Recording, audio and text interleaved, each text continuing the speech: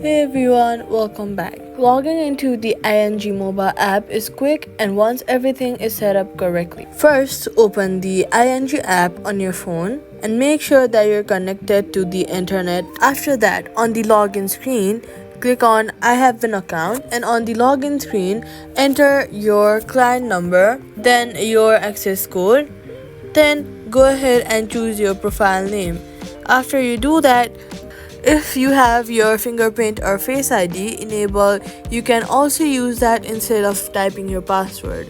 After entering your details, tap login and wait a few seconds while the app verifies your account. Then, if you cannot log in, double check your login details before making sure the app is updated to the latest version.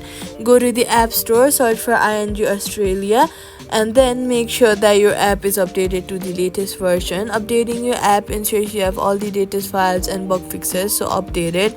Then once logged in successfully, you'll be taken to your ING account dashboard, and that's it. Subscribe for more quick fixes.